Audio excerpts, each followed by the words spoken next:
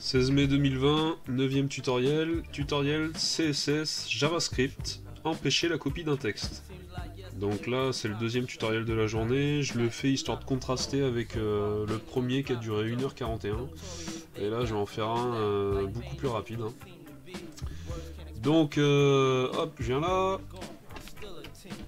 je viens ici, là je peux sélectionner ça, je fais une copie, ok.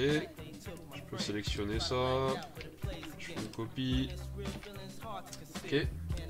Je peux faire une copie avec le contexte menu. Hop. Je peux faire une copie avec CTRL-C. Et je peux faire une copie par exemple avec ce que me propose le navigateur. Ici, je peux couper dans un champ type input. Voilà l'idée. Maintenant on va voir comment désactiver ceci, donc la copie, de deux façons. La meilleure façon c'est clairement via le CSS. Ah, je m'embrouille. C'est clairement via le CSS parce que c'est le plus rapide, le plus simple, enfin, et vraiment la meilleure façon quoi. Donc pour ce faire, je vais sélectionner par exemple, j'ai deux éléments H2, je vais sélectionner H2, je vais prendre le premier, donc NTH of type, et tout simplement, je vais désactiver sa sélection. Donc maintenant, tu peux essayer de le sélectionner, rien à faire, tu ne pourras pas le sélectionner, tu peux faire CTRL-A, ça ne le prendra pas. Il n'y a que les développeurs qui savent, voilà, via les DevTools, hein, en gros, tu vas venir là, et hop, tu le copies là. Mais l'utilisateur lambda, lui, il pourra pas le sélectionner, rien à faire. Donc voilà, vraiment la solution, si vraiment, je sais pas pour quelle raison vous voulez pas qu'on copie le contenu de votre site, c'est vraiment cette propriété-là qu'il faut utiliser. Après on va voir une solution que moi je qualifierais de complètement overkill, c'est de jouer avec les events.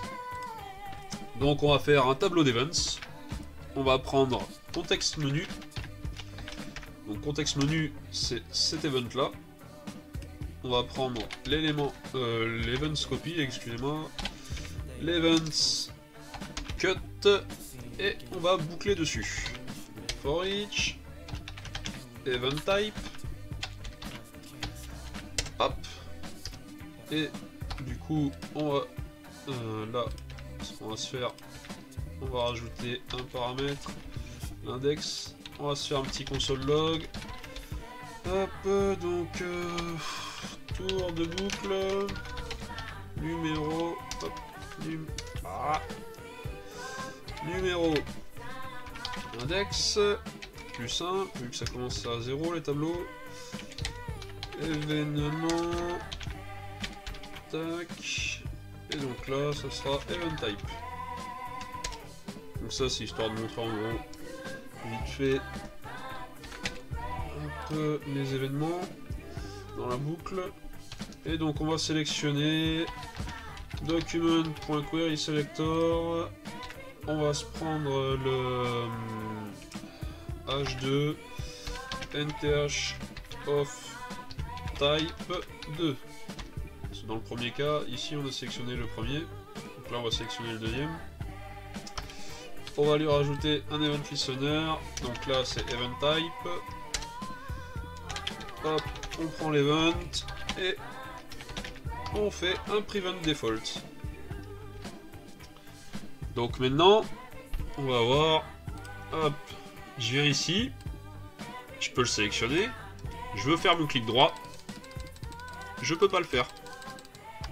Le contexte menu est désactivé. Par contre, si je viens sur le paragraphe, là j'ai mon contexte menu. Pareil, hop. Donc, je prends ça, je vais copier ça pour montrer. Voilà, c'est ça que j'ai en mémoire là dans le presse-papier. Et du coup, je viens ça, je viens faire CTRLC, je viens là, et bien ça l'a pas copié. Là, je peux pas faire le clic droit, donc voilà. Ça fonctionne. Puis voilà. Hein. Qu'est-ce que je peux montrer de plus? Montrer peut-être avec le deuxième paragraphe.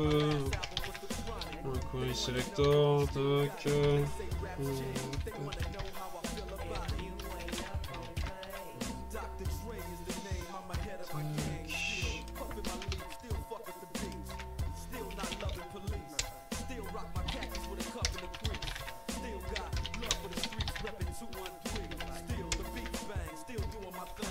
Voilà.